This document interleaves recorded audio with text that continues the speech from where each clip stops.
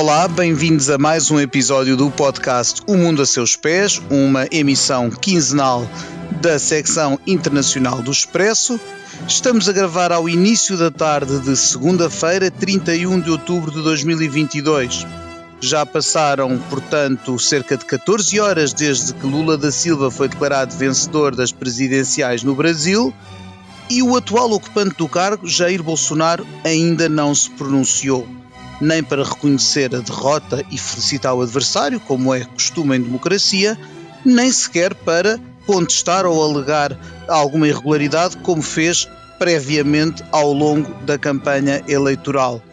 Entretanto, já houve figuras da ala bolsonarista que reconheceram explícita ou implicitamente a vitória do antigo presidente Lula da Silva e que se mostraram dispostos a estar na oposição. Para falar de tudo isto, tentar perceber esta complicada transição e a divisão que se vive no Brasil, são nossos convidados a Rita Figueiras, professora na Universidade Católica na área da comunicação política, o Renato Lessa, catedrático de Filosofia Política e antigo diretor da Biblioteca Nacional do Brasil, que é também professor associado da Pontifícia Universidade Católica do Rio de Janeiro e investigador no Instituto de Ciências Sociais de Lisboa, e a camarada Manuela Gosta Soares, jornalista da secção internacional do Expresso. Aqui a distribuir o jogo estarei eu, Pedro Cordeiro, editor da secção, e a sonoplastia deste episódio cabe ao João Martins. Leia o Expresso em primeira mão, onde quer que esteja. Assine o Expresso Digital e tenha acesso a todos os conteúdos exclusivos e leitura antecipada do semanário às 23 horas de quinta-feira. Apenas 1,35€ por semana, durante 2 anos. Todas as vantagens em expresso.pt/assinatura digital. Expresso. Liberdade para pensar. Vamos então começar talvez por este insólito silêncio de Jair Bolsonaro. Que leitura é que podemos fazer isto? Se calhar vou aqui para a comunicação política e lanço aqui a pergunta à Rita. O que é que podemos ler neste silêncio, ao mesmo tempo que outros reconhecem a vitória de Lula? Estará Jair Bolsonaro a preparar uma contestação aos resultados ou apenas ainda não digeriu a derrota?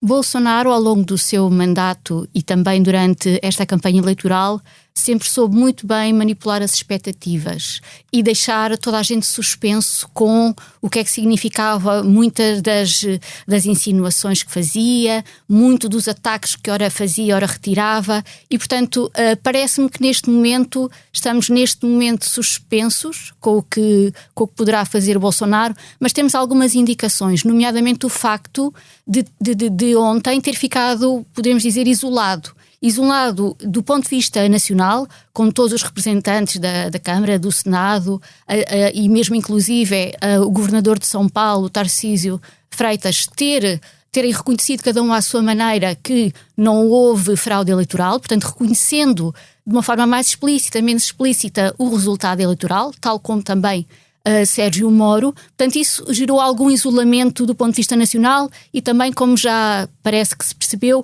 que os militares não irão, digamos que, aderir a uma estratégia de Bolsonaro, a uma estratégia de radicalizar e de dizer que houve fraude ou de tomar as ruas. Por outro lado, também, a rápida resposta internacional também foi, de outra maneira, uma espécie de isolamento internacional que aconteceu a Bolsonaro. Nós tivemos logo a reação do Presidente de Portugal, do Primeiro-Ministro, de Joe Biden nos Estados Unidos, o Presidente da França, depois também a reação do Reino Unido, a reação do Canadá, a reação da União Europeia e, portanto, digamos que foram formas de isolar Bolsonaro, retirando-lhe apoio que necessariamente precisa. A sua rua certamente o apoiará, as redes sociais também estão muito ativas nesta narrativa mais radicalizada, mas precisa de mais e esse apoio, por enquanto, parece que ele não vai existir. Pelo menos este silêncio, se ele é indicativo do que virá, ainda não sabemos. Para já o que podemos dizer é que é indicativo do que o que pudesse ter sido feito nestas horas imediatas não foi possível. Ia perguntar ao Renato, claro que este silêncio do Bolsonaro pode já estar desatualizado quando formos para o ar, mas independentemente do que ele venha a dizer, e vamos aqui pressupor, e julgo que é um desejo que partilharão comigo de que haja uma transmissão pacífica do poder, como é próprio da democracia, mas ainda assim é uma transição que se adivinha complicada, não é, Renato? No que se diz respeito àquela leal cooperação, transmissão de informações, esta passagem de pasta que leva, aliás, a que a posse de Lula aconteça, como é normal com os presidentes brasileiros, no dia 1 de janeiro, até lá devia haver um período de colaboração leal. O que é que podemos esperar que aconteça nestes 2 meses que faltam? Não, de certeza, este é um período muito importante. Eu concordo integralmente com o quadro apresentado pela Rita. Eu acho que as condições de reação negativa do Bolsonaro estão muito reduzidas, né? Na verdade, criou-se uma espécie de blindagem em torno do personagem, com elementos internacionais e institucionais no Brasil, mas Bolsonaro é sempre imprevisível. Ele não opera dentro não é expectável que ele opere dentro dos padrões normais de racionalidade. Ele manteve há um silêncio que já é inaudito, não é algo usual, o silêncio dessa natureza. E durante esta madrugada, a principal rodovia brasileira que liga as cidades de Rio de Janeiro e São Paulo foi interrompida por um movimento de motoristas de caminhão que configura uma base sólida do que a gente poderia designar como bolsonarismo selvagem. Então, o silêncio do personagem também, se por um lado ele é usual do ponto de vista das praxes e da toda a ritualística política, ele, na verdade, ele é um silêncio que autoriza comportamentos não regulados, comportamentos selvagens. Ainda que os principais atores, mesmo do campo bolsonarista, como foi mencionado o caso do governador de São Paulo, que é a segunda, talvez, posição política mais importante do país, depois da presidência da República, né? Quer dizer, apesar portanto, de elementos da elite política, da classe política terem manifestado com maior ou menor ênfase a aceitação dos resultados, há elementos de um bolsonarismo selvagem que estão dispersos e sem a voz do seu líder, do seu chefe. E são, na verdade, elementos de uma fidelidade quase que absoluta. Né? Nós temos mais de 1,5 milhão de pessoas com armas, com arsenais domésticos, tal como mostrou o episódio do ex-deputado Roberto Jefferson, que apesar de em prisão domiciliar, possuía um arsenal que incluía granadas de mão. Né? Então houve uma dispersão de armas de uma maneira como nunca houve no Brasil. Então esses elementos eles estão soltos, estão até o momento sem comando. E a voz do presidente ela seria fundamental para isso. Né? E eu acho que nós vamos ter certamente muitas dificuldades na transição, porque é uma praxe brasileira que durante os 2 meses entre a eleição e a posse do novo presidente, as duas equipes trabalhem de maneira cooperativa, certo? Com troca de informações básicas para que a máquina do governo possa funcionar. Não há expectativas de que isso possa vir a acontecer. Isso é muito grave para uma minimamente decente, civilizada e pacífica. Eu gostava de perguntar ao Renato Lessa, que é o autor de um ensaio que é o Homos Bolsonaros, se acha e daquilo que no fundo está dito nesse ensaio, está escrito, se acha que, para além do período da transição, que o bolsonarismo vai sobreviver como quase uma linfa na sociedade brasileira, que forma um movimento subdérmico na pele da sociedade brasileira que possa ser de facto um problema. Com todas essas armas, se isto é um risco real para o bom funcionamento da ordem e da democracia. Olha, eu devo dizer que eu tenho, na verdade, duas expectativas com relação a isso, uma positiva e a outra negativa.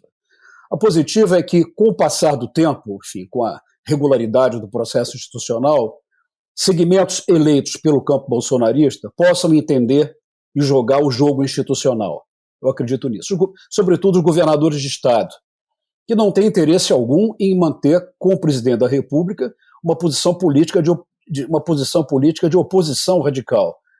É um imperativo a cooperação dada a estrutura da Federação Brasileira. Diferentemente de Portugal, da República Portuguesa, a República Brasileira é federativa, o que implica que os entes da federação, presidentes, governadores e prefeitos, tenham que ter cooperação, porque há programas de governo, do governo federal que atravessam esses 3 níveis.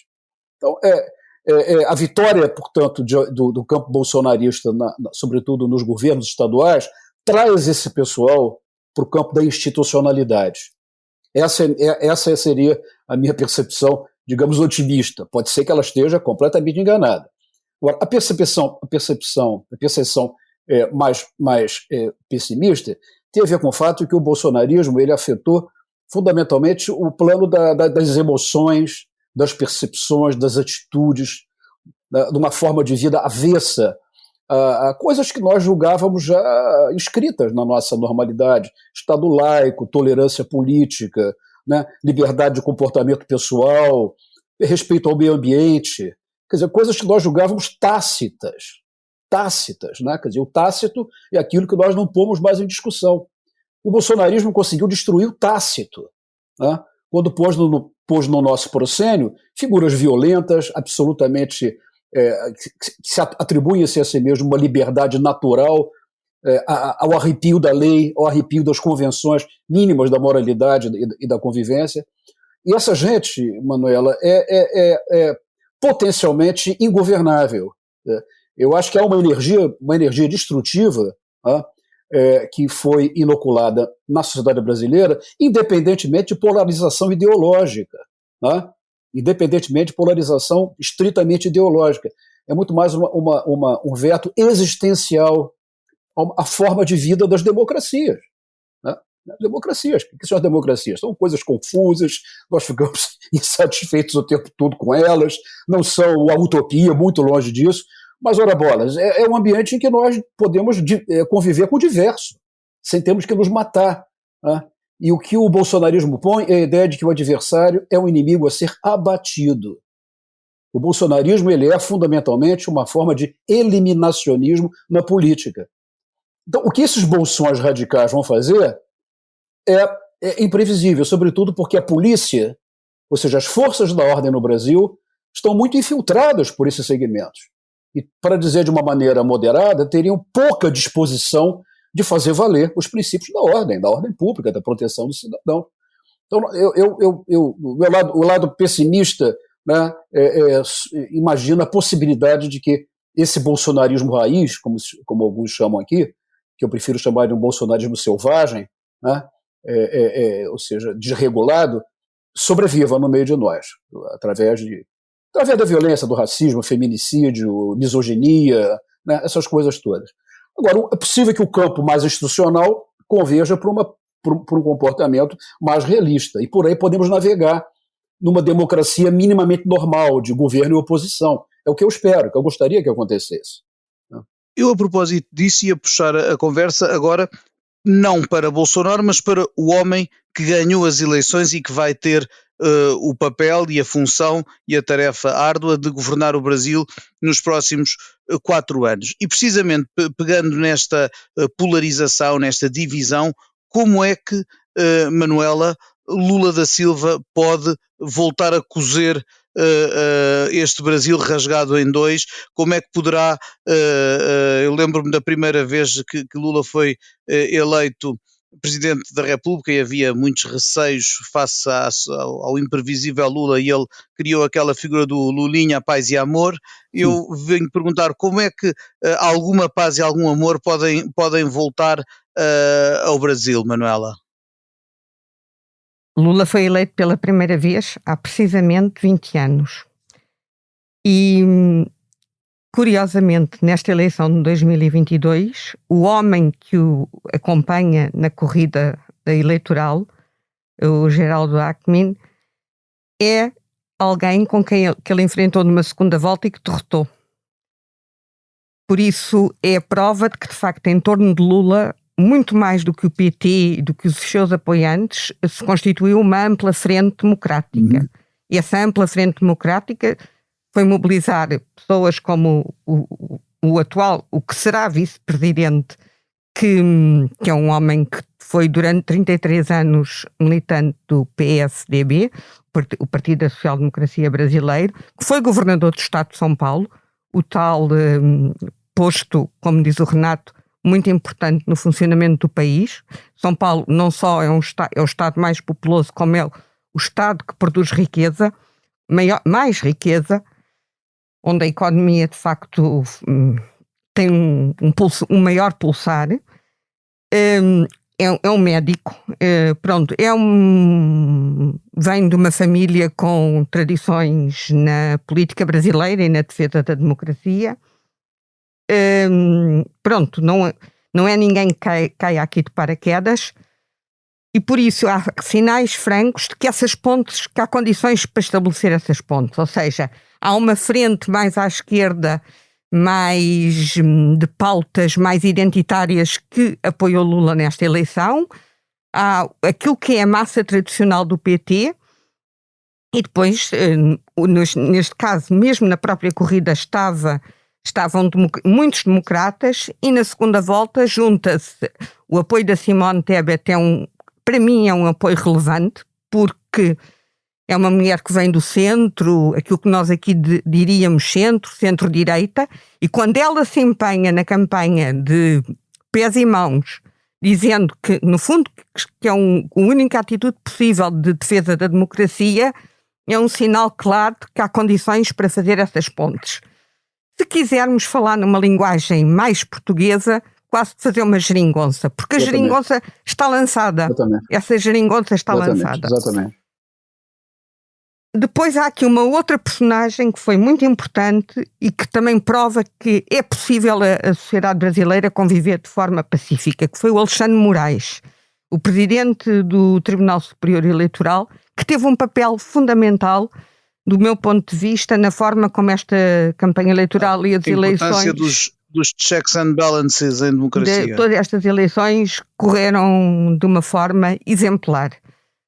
Porque, de facto, foi um processo exemplar, e a prova de que o voto eletrónico funciona, como é que uma imensa democracia com 156 milhões de eleitores, ao fim de 3 horas e meia, tínhamos os resultados apurados. E há aqui uma outra questão, que eu acho que esta coligação e este apoio da Simone Tebet é importante, que é a questão da participação das mulheres na política brasileira.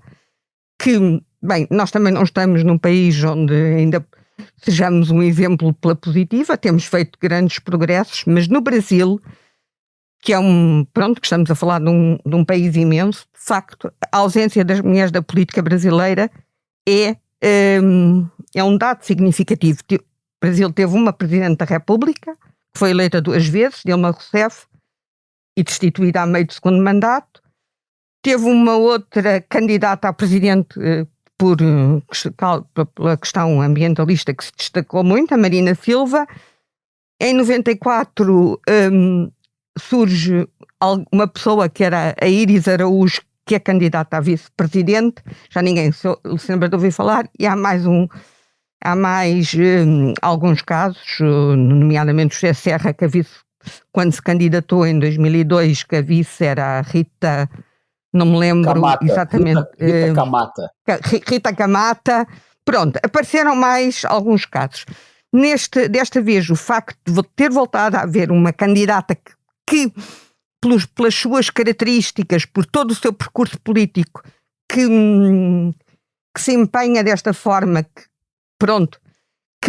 sendo a pessoa que ficou em terceiro lugar na corrida, embora há uma grande distância dos outros, e que se empenha desta forma na campanha do Lula, significa que não só que a Simone Tebet pode trazer para o governo não só um centro moderado, como pode trazer a questão da pauta dos direitos das mulheres, porque de facto há muitos direitos que têm que ser garantidos às mulheres no Brasil, que ainda estão, desde a questão da violência ao salário ou ao pagamento real mais baixo do trabalho, a questões de costumes. O Brasil é uma sociedade muito conservadora. Basta ver, por exemplo, um sinal que para mim é um sinal de conservadorismo da sociedade, é o facto de o Lula ontem, no discurso após a vitória, ter falado em Deus.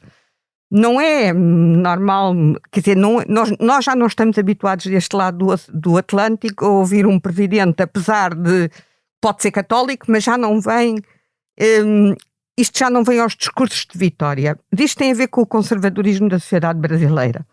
A Rita está ali a fazer sinal que quer dizer uma coisa. E ainda há uma outra questão. Agora, tudo depende. Eu acho que a forma como ele constituir o governo, como os nomes que vierem, já começam a circular alguns nomes, os nomes que vierem, têm que vir nomes necessariamente moderados, porque a única forma de reconciliar o Brasil neste momento é fazer um caminho pelo centro. Um país que tem 49% de um lado e 51% do outro, só fazendo um caminho pelo meio, não é pelo centro político, é pelo meio é que é possível reconciliar o Brasil. Vamos então passar a palavra à Rita, pelo visto estava a fazer sinal e até porque eu também ia perguntar-lhe o que é que tinha, que leitura é que tinha feito da comunicação ontem ao país de Lula da Silva após a vitória, mas esteja à vontade para falar de outras questões que queira. Era mesmo integrando no discurso de vitória do Lula a questão de Deus.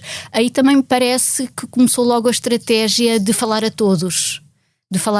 Porque há de facto, e a questão religiosa, a questão evangélica foi muito forte durante esta campanha e é também divisora do ponto de vista, se quisermos construir uma polarização também do eleitorado a partir da caracterização religiosa e, portanto, falar em Deus, falar nas mulheres, falar nos indígenas, digamos assim, quase como se segmentar os vários perfis da sociedade brasileira e depois falar dos pobres, parece-me também foi uma estratégia de mostrar eu atendo a todos enquanto presidente e por isso também me parece que foi uma estratégia cautelosa e prudente ter começado como candidato, digamos assim, num discurso espontâneo, sem ter apoios de notas e depois foi como se Lula tivesse começado como candidato e aos poucos foi-se tornando já presidente. Foi o momento da passagem em que quando começa a ler o discurso escrito já começa a entrar no outro papel, já não é candidato, já é Lula eleito e de facto já tem esse discurso de união, de ser um só Brasil, de ser um presidente que vai atender a todas as sensibilidades e portanto exatamente nessa lógica também como foi a sua estratégia de campanha da tal frente ampla. E ainda sobre isso, parece-me que uma das estratégias que poderá, enfim, ser importante para isolar ainda mais o Bolsonaro e deixá-lo a falar sozinho, digamos assim, e isolado, e se quisermos até parado no tempo, no momento em que foi a eleição, é começar de facto a mudar a agenda, andar para a frente, aceitar que de facto as eleições são um momento regular na democracia e não foi agora este momento de tensão, que claro que ainda está em suspenso, mas andar para a frente, que é apresentar nomes, ir começando a negociar com quem tem que negociar e portanto a estabelecer já as suas pontes internacionais e mostrar que o Brasil está a avançar.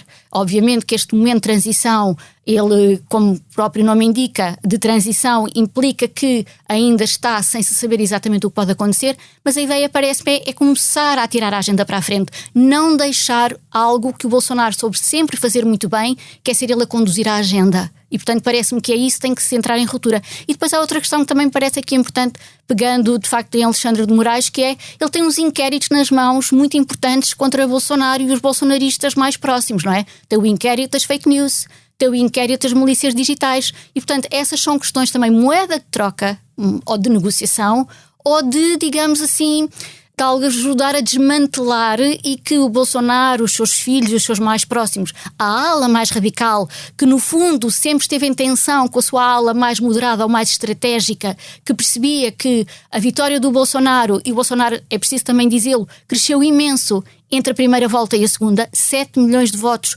são muitos votos que conseguiu, portanto, nessa aproximação a um Brasil mais moderado, uma postura aparentemente mais institucional, não é? Que também gerou muita fricção interna com aquela dimensão mais radical e provavelmente agora tem que fazer essas contas porque há muitas contas a ajustar com o próprio percurso do ponto de vista judicial do Bolsonaro e dos seus mais próximos. Mas eu aí acho que é bom termos presente uma questão, é que da mesma forma que nem toda a gente que votou Lula é petista ou lulista, de modo algum, muita gente desses 7 milhões e não só que votaram Bolsonaro são bolsonaristas. São pessoas que votaram contra a memória que tinham do PT, que é uma coisa diferente. E isso é uma vantagem, não é? Porque há muitas direitas no Brasil e a maioria provavelmente é pragmática e já se começou a realinhar. Percebe muito bem, quer dizer, no fundo é alinhada com o poder, seja ele qual for. E portanto isso também poderá ser aqui uma vantagem para, enfim, para tentar normalizar, regular a situação. Agora, claro, há aqui uma questão que me parece muito importante, que é a das redes sociais, de facto, porque ela incentiva, ela mobiliza, ela facilita, ela organiza rapidamente. E, de facto, foi esse terreno em que Bolsonaro cresceu, não é? E que, começando muito antes de 2018, digamos, 2018 foi quando se tornou visível mais a olho nu, ou 2018 ou 2017, mas era um percurso que já vinha sendo feito. E é difícil, de facto, desmantelar, mas isso é um problema que todas as democracias internacionais têm, não é? Que é o poder das plataformas e como elas se tornaram espaços privilegiados para organizar movimentos antissistema. Aí há um nome, que é André Janones, que o PT vai buscar para organizar a campanha nas redes sociais e que é um nome a reter agora para este período e para o que foi feito depois. Se calhar vamos ter um ministério novo, Ministério das Redes Sociais, se calhar. Quem sabe, quem sabe. E aí foi muito interessante também durante a campanha, como forma de às vezes estrategicamente proteger os candidatos, que foi a terceirização, delegados, não é? Delegar em outras pessoas os ataques, o lado mais sujo, mais feio, mais da mentira, mais do ódio. Foi esta terceirização protegendo os candidatos e em Bolsonaro isso também aconteceu, mas em Lula claramente, e o Janones teve aí um papel fundamental dentro e fora e dentro, a proteger o lado mais institucional, não é? Que era preciso que Lula tivesse. Renato, o que é de esperar que sejam, do ponto de vista já não tanto da reconciliação nacional, que terá de chegar de alguma forma, mas do ponto de vista da agenda política, programática, quais são os grandes dossiês que Lula da Silva tem, sobre os quais tem que se debruçar já assim que tomar posse? Imensas coisas que eu julgo que devem ser postas nessa cesta. Mas antes eu queria fazer uma observação, concordando com o que a Manuela e a Rita sugeriram, do imperativo da moderação, de se buscar trazer para o governo Lula, incluir no governo Lula o arranjo de forças políticas que acabou convergindo no segundo turno.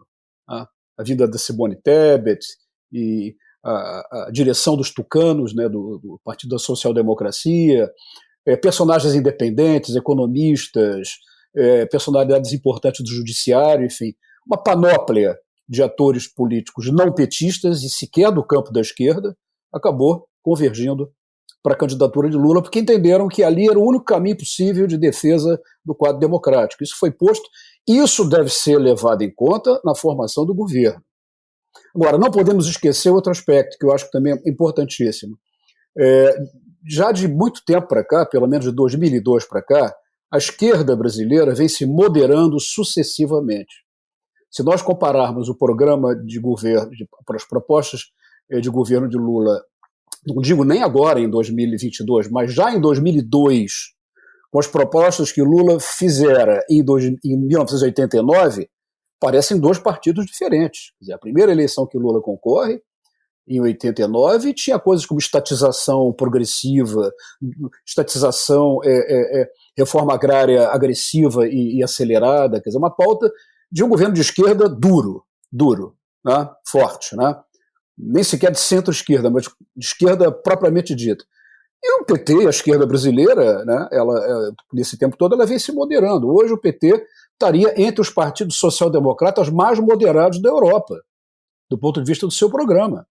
Como social-democratas alemães, como socialistas portugueses. Então, eu os incluo no mesmo nicho político. Né? Certo? E, nesse sentido, houve uma moderação da esquerda e houve uma extremização da direita. Quer dizer, a direita progressivamente tornou-se mais extrema e a esquerda progressivamente tornou-se mais moderada. De modo que o centro se deslocou na direção da direita. Isso é importante a gente levar em conta. Não existe um centro geometricamente fixado para sempre. O centro é a mediana das posições ocupadas pela centro-esquerda, pela esquerda e a direita. Quando a direita vai para o extremo e a esquerda vai para o centro e se transforma numa centro-esquerda moderada, é sinal de que o centro de hoje era a centro-direita de ontem. Então, eu digo isso para a gente ter uma ideia do que a gente está pensando, o que estamos a pensar quando falamos em centro. Por outro lado, ainda, para concluir esse meu raciocínio, Lula foi eleito graças aos 13 milhões de votos que obteve no Nordeste. Certo? Quer dizer, Simone Tebet foi fundamental, deve ser incluída no governo, é um quadro político da maior grandeza, cresceu nessa campanha. Concordo com a Manuela, que simboliza a importância incontornável que as mulheres devem ter no processo político, a Simone Tebet, a Marina e outros atores da política feminina que emergiram nessa campanha. Basta ver ontem o palanque, quer dizer, o palco no qual o Lula fez o seu primeiro discurso, a composição daquele palanque, do ponto de vista étnico, do ponto de vista de gênero. Né? Comparem com as apresentações de Bolsonaro, todas elas caracterizadas por uma exclusão de mulheres, então homens, quer dizer, excesso de testosterona explícita, quer dizer, uma coisa impressionante, uma misoginia evidente, né, indisfarçável. Então a Simone Tebet, ela calhou que ela ocupou esse símbolo de uma maneira muito eficaz. Eu acho que ela é uma das grandes novidades dessa eleição. Mas há 13 milhões de votos anônimos de nordestinos que ganham até 2 salários mínimos, que no Brasil significam 2.000 e poucos reais, ou seja, em Portugal, na Europa, significam, não chegam a 200 euros, 150, 200 euros. Essa gente precisa de Estado, reforma social, proteção social, avanço do estado de bem-estar social. Então eu diria o seguinte, nós temos que combinar uma preocupação politicamente ampla para incluir essa gente toda, mas não podemos abrir mão de uma pauta de reforma social, de reconfiguração do estado de bem-estar social brasileiro. Certo? Então eu temo, às vezes, por uma ideia de que o centro, na verdade, está um pouco à direita do centro. E o que, na verdade, que nós temos que inventar é um centro democrático com uma pauta social clara, manutenção do quadro institucional, liberdade, enfim, essas coisas todas que fazem parte. Nenhuma novidade, né? Engraçado, não é nenhuma novidade que nós temos que fazer o que estávamos fazendo já antes, né? E o último comentário, se vocês me permitem, quer dizer, o resultado ontem não foi bom para o Brasil, para a democracia brasileira, foi bom para o planeta.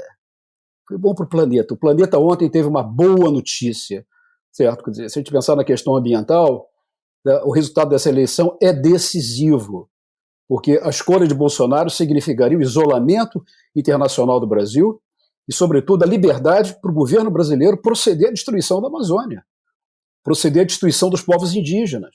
Então, nós voltamos ao pacto civilizatório, nosso pacto civilizatório comum. Né? Lula disse isso muito bem, o mundo está com saudades do Brasil. Eu acho que é isso. Quer dizer, nós temos que recompor nossas relações com o resto do mundo, né? Com Portugal, inclusive, com a França, né? Com a América Latina, sobretudo, que foi completamente alienada da política externa brasileira, mas acho que o mundo também está contente. Quer dizer, o mundo está à espera de receber o Brasil. Isso explica a enxurrada, a avalanche de manifestações que ocorreram já na noite de ontem, de apoio à eleição do Lula. Quer dizer, eu diria o seguinte, nós estamos bem-vindos aos velhos problemas, né? Ou seja, nós vamos voltar à democracia. Eu só gostava de lembrar uma coisa, é que para além dos 13 milhões de nordestinos que vivem com entre 1 e 2 salários Sim. mínimos, há um imenso contingente da população na periferia das grandes cidades, Exatamente. que também vive Exatamente. com recursos. Exatamente. Nas favelas, na periferia das grandes cidades, cuja renda é muito baixa e que pode até ter condições de vida mais adversas por não haver agricultura de subsistência, não haver esse tipo de recursos que alguns dos nordestinos. Não, tu tens imensa razão, Manela. Eu diria você, a população periférica nas grandes cidades, vivendo em situações abjetas, controladas por máfias políticas, por milícias políticas, que tolhem, inclusive, a sua própria liberdade de movimento. Isso tem que ser enfrentado pelo Estado. E não é o laissez-faire, o mercado autorregulado, que vai lidar com isso. Nós precisamos de políticas estatais de incorporação dessa gente. Então, esse nosso centro tem que ser um centro muito bem construído, né? inclusivo. Eu quando falo em centro, eu falo mais no caminho do meio do que no centro, porque o centro remete para opção política e ideológica, é mais um caminho do meio, é um caminho do consenso. Exatamente, eu acho que no quadro que nós temos, ninguém melhor que o Lula para fazer isso. Quer dizer, sabe, eu não santifico o Lula, eu não digo que o Lula seja perfeito, mas no quadro que nós temos, a pessoa mais apta a conduzir um processo de integração, não digo nem conciliação total, pacificação, né? Mas de cooperação, né? É muito mais o Lula do que o presidente derrotado. Isso aí, acho que não precisamos perder tempo em discutir isso. Quer dizer, a afirmação bolsonarista ela sempre foi excludente. Os do lado de cá não pertencem à nação. São depravados, são pedófilos, enfim, é tudo de pior o lado não bolsonarista. Portanto, uma demonização dos opositores. E do lado do Lula, eu acho que há uma trajetória de negociação, que vem desde o movimento sindical, enfim, ele é um negociador, né, nato, né, e não um ideólogo. Lula não é um ideólogo, né. Qual é a ideologia do Lula? A ideologia dele é muito genérica, é os pobres, acabar com a fome, não é uma coisa assim, queremos o socialismo, queremos, sei lá, qualquer coisa nesse sentido, né. É mais um movimento de incorporação do popular na vida brasileira, sobretudo pela justiça social. E esse é o lado é o nexo que ele tem com a atração da esquerda. Tá? Mas é também um homem que opera no mundo do debate, da negociação, que é o que o traz para o mundo democrático liberal, né? Clássico, né? Isso vai ser fundamental se pensarmos que as eleições também foram para o Congresso e que, quer na Câmara dos Deputados, quer no Senado, o conjunto de partidos que acabou a apoiar Lula da Silva não é maioritário, não é? E nós sabemos que a política brasileira, por este sistema presidencialista, em que o Presidente comanda o governo, mas o Parlamento é eleito à parte, e também devido a uma característica específica do Brasil, que é ter uma fragmentação partidária gigantesca, em que há dezenas de partidos representados no Parlamento, cria também sempre uma dificuldade em constituir maiorias, que às vezes resvala para situações, aliás, indesejáveis, como foi, por exemplo, o escândalo do mensalão, em que havia uma compra de deputados para votarem com o governo. Bom, como é que vai ser, Manuela, a pergunta pode ser para qualquer que queira responder.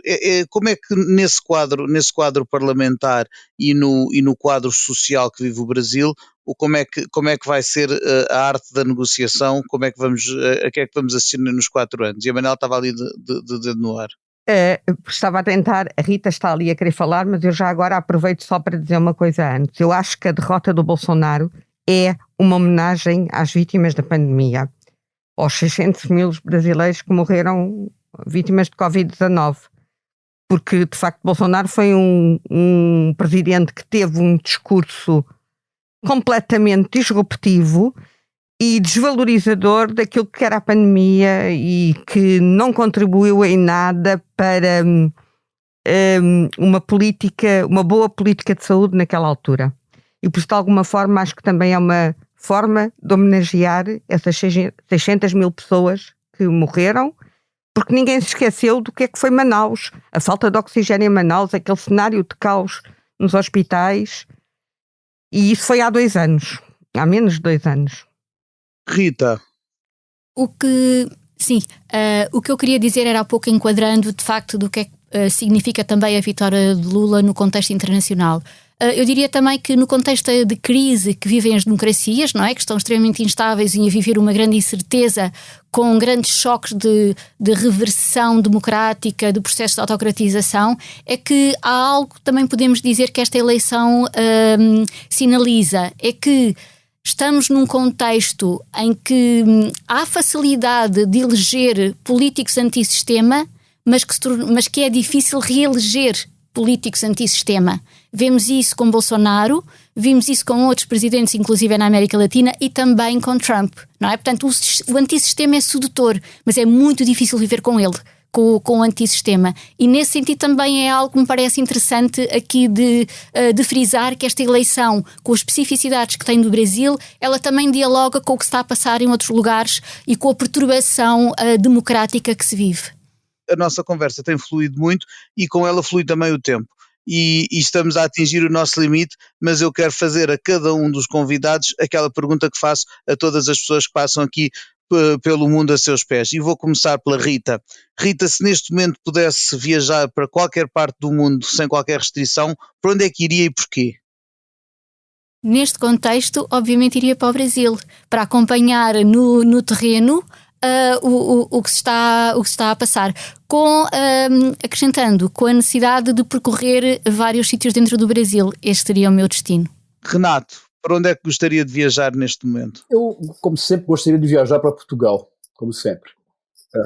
Eu acho que os portugueses fizeram a revolução mais bem-sucedida do século XX, a Revolução dos Cravos, construíram uma democracia parlamentar extremamente sólida, com problemas, com dilemas, com crises, mas do meu ponto de vista brasileiro, a metade brasileira, julgo que por vezes os portugueses são muito excessivamente críticos e um pouco catastrofistas diante das crises políticas pelas quais atravessam.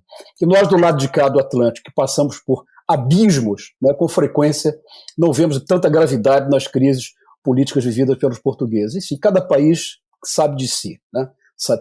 Tem um termômetro apropriado para avaliar um pouco as coisas. Confesso que acordei hoje gostando mais do Brasil, né? Acordei hoje muito grato ao povo brasileiro, aos pobres, né? Aos 13 milhões nordestinos, ao povo da periferia que não tem liberdade política, né?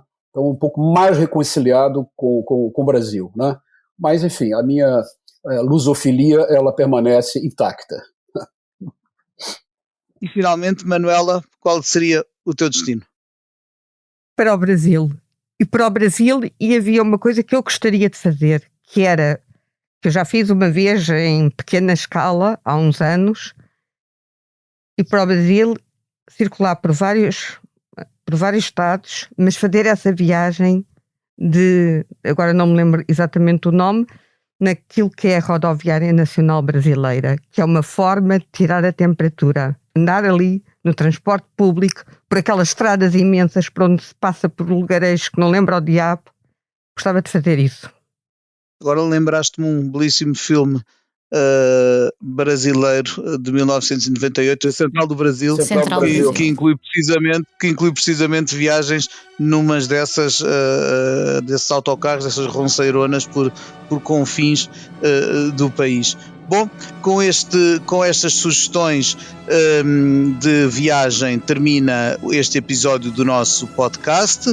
Da minha parte, quero apenas agradecer aos convidados, Rita Figueiras, Renato Lessa, Manuela Gosta Soares, ao João Martins pela sonoplastia e a si que esteve desse lado a ouvir-nos e a quem prometo regressar dentro de 2 semanas com outro assunto, outros convidados. Até lá, até breve e até sempre.